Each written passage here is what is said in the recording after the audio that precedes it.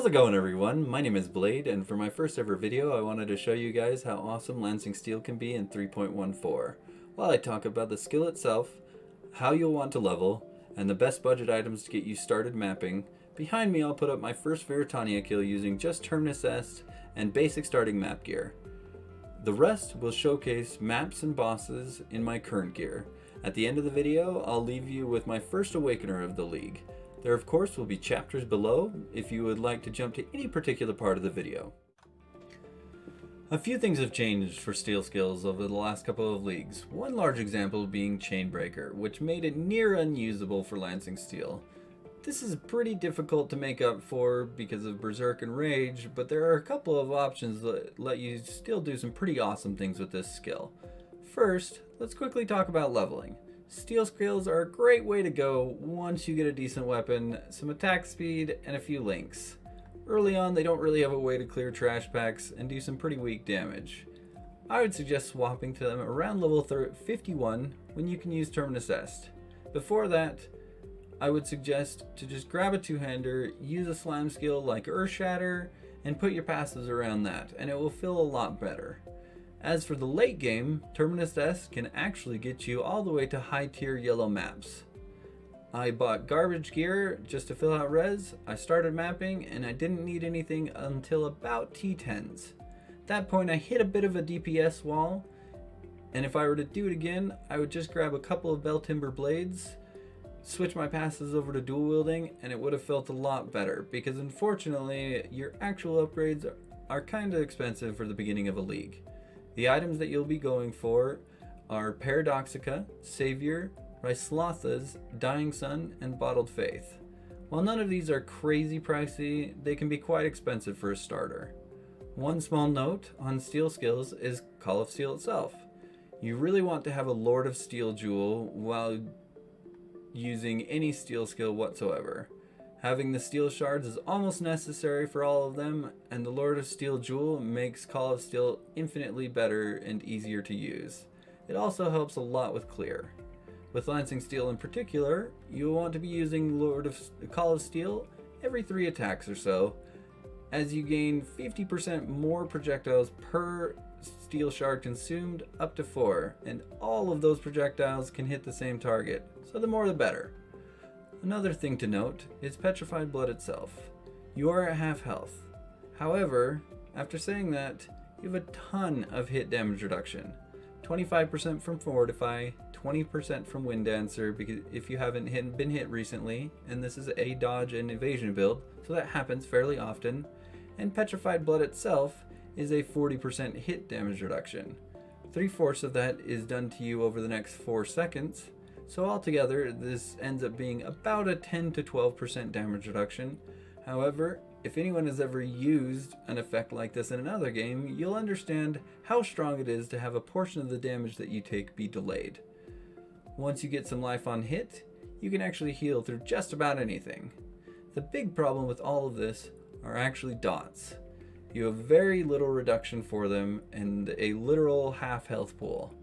Ignite isn't super terrible because of fire res, but Chaos is by far your biggest weakness. So things like Alhesman and Constrictor can be a bit of a pain, but as long as you're quite careful, it shouldn't be a problem. Saying all that, I really don't die that much. The only time I get one tapped is in ultimatums, and I'm still unsure why that happens when I can eat an entire Sirus Beam without dying right away. Anyway, let's pop on over to my current character to show you my gear and gems and explain a few specifics about the build and how it works. One of the big things about this build is the champion adrenaline node, first to strike, last to fall. And actually, the main reason I wanted to make this build in the first place. Now that there is a crazy easy way to hit low life at any time you want, I can have adrenaline up nearly 100% of the time, and adrenaline is a huge buff. Adrenaline gives you 100% damage, 25% attack, cast, and movement speed, and to top it all off, 10% physical damage reduction. And the only thing that you need to do is every 20 seconds you need to get above 50% health. And how you do this while running Petrified Blood is one of 2 ways. One way is that Petrified Blood does allow your life flask to recover health above 50%. So you can simply, while mapping, hit your life flask every 20 seconds, and your blood rage will bring you right back down, proccing your adrenaline again. How I will do it against bosses, however, is I will simply step away from the boss, I will toggle off and on my Petrified Blood, allowing me to regen just a little bit, and then my blood rage will again bring me back down and proc my adrenaline again. The only issue with this is during that time you are quite vulnerable, so you will need to get yourself out of danger in order to do this toggle, and then you can head back on in. The other thing of note about this that I really like is that you do permanently intimidate everything that you hit. And the reason why this matters is because the only other way to get intimidated on this build would be through your gloves, which are either extremely expensive to craft or extremely expensive to buy. So it's kind of nice. As for my gear, the uniques that I'm using are Paradoxica and the Savior, the God combo, obviously. Then we have Lionized Vision in our chest piece for the 7-link, and the Pierce, which is also very nice. And then Dying Sun, and then this eventually would be replaced by Bottled Faith. Our rares that we're using are quite simple for the most part. The gloves are just health resistances and some accuracy for now, which I won't need later. The belt is just health and resistances. The boots are just health and resistances. And all of my jewelry is just health and resistances, and I happen to get a little bit of fizz damage and a little bit of crit multi on these. And the most important thing about it is the non-channeling mana cost, because otherwise with the 7-link your ability can get quite expensive. The helmet, mine is just for the life and the nearby fizz damage reduction, which I was lucky enough to hit. And that's about it. As for the gem links, on my main gem, I'm using Lancing Steel, Impale, Maim, Vicious Projectiles, Bloodthirst, and Brutality. On my helmet, I'm using Steel Skin, Second Wind, Val Haste, and this is only for Val Haste, and Increased Duration. On my weapon, I'm using Phantasmal Ancestral Protector because it gets increased buff effect from its quality, Sniper's Mark, and Enhance because both of these qualities is quite important. On my other weapon, it's just a simple Leap Slam Fortify faster attack setup. On my gloves, it is Herald of Purity, Blood Rage, Dread Banner, and Arrogance. The Arrogance 21 is quite important as you need to be above 50% health reserved so that you can reach above 50% health so that you can hit low life. Your boot setup is Pride, Petrified Blood, Precision, and Enlighten. As for my Ascendency and passives, I took First to Strike, Last to Fall as we discussed, Unstoppable Hero primarily for the stun immunity, and then the other things are super nice too. Master of Metal because it's the best Impale DPS node out there, and I actually took Inspirational so that I could more easily fill out my accuracy through more levels in Precision and not have to worry about it on my gear as much. Even though Fortitude is extremely nice, I was able to find that through a Leap Slam setup I could get fairly consistent Fortify, and so I didn't need this quite as much. As for the passive tree, it's focused on dual wielding nodes here, here, and here, sword nodes here, here, and here, and then I took this for better Fortify, this for better Leech, and this for better Impale. And then I took Phase Acro and Acro over here. Altogether, with the gear that I currently have, with Val Haste up and running, I am at about 25 million DPS. Without Val Haste, I'm probably at about 18, maybe 20. Once I get every piece of gear I'd like, including Bottled Faith, the Watcher's Eye for Impales, and a few other things like that, which would cost me probably about 20 to 30x for everything altogether, I would roughly be at about 120 million DPS and 130 with Val Haste running. The endgame POB will of course be down below, and I'm happy to answer all of your questions in the comments or over on Twitch where you can find me most days and I can answer it right away for you. Thank you so much for watching, and hit all those fancy buttons down below, you know it helps us out. And I'll leave you with my first Awakener kill. Though it's a little bit janky and starts in a weird spot, I was a bit nervous and trying to do it deathless, then went in and all of his abilities were completely invisible, so I died. Anyway, have a wonderful rest of your day, and I'll see you all later.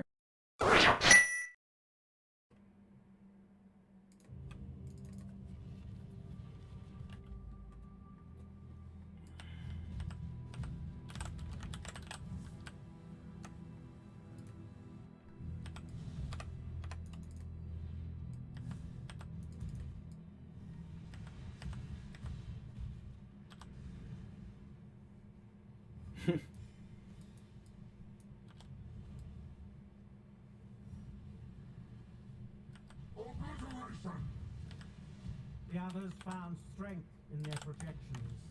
They became reliant on them. I am not so foolish. Die. I have seen beyond.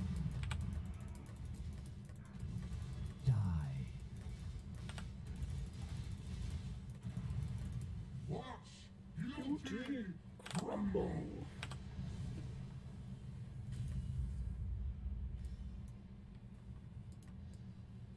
Alright. Rain of stars. Obliteration. Okay. Okay. You are nothing. Okay. Rain of stars. Creation. Okay, can't get to him. He's inside a vortex. Come on. Come on. You are nothing. Come on. Such a fun fight, you know, just have to dance around forever until he doesn't stand in vortexes anymore. Resist. Obliteration. It's super interesting and well thought out. Still can't get to him. Rain of stars. Hey! Really interesting enough to warrant all this pain. Die. This is gold. Be silent. Die. Ow. This city is nothing. Alright.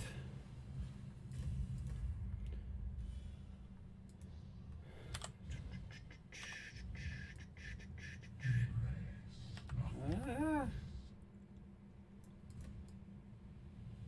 Oh, don't think I can get in there. No, no, no. Yay! It's all great. Gotta love. Be utterly annihilated. Alright, I'll just chill. I guess we'll just wait Glorious until you flame. decide that you're gonna want to come out and play. Fury of the cosmos. Creation itself. Okay, I think we're pretty good. Obliteration. Do you yet see the futility of your efforts?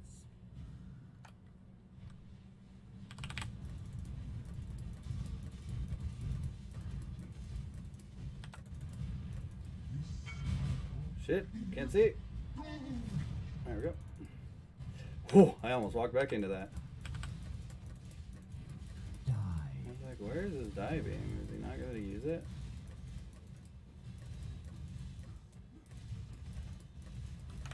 Die.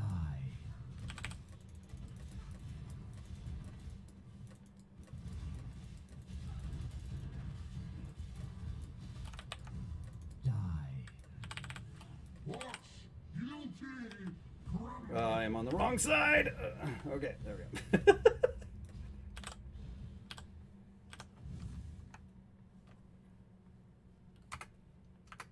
You are nothing. Hey, look, he's not just hanging out with his vortexes. Creation itself. Yet at death, my heart races. I am alive.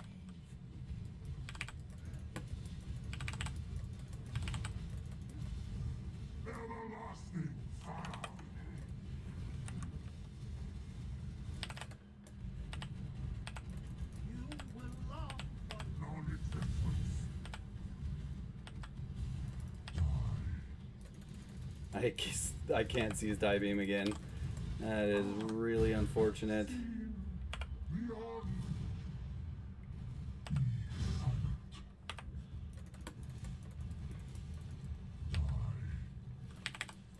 Everlasting fire.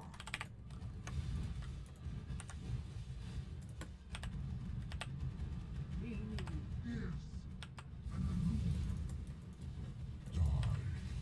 Whew.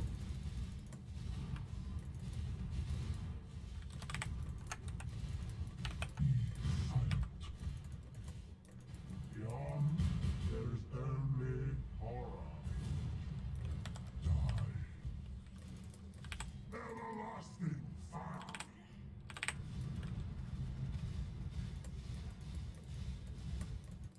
No, he's almost dead. Non-existence. Die. No bitch.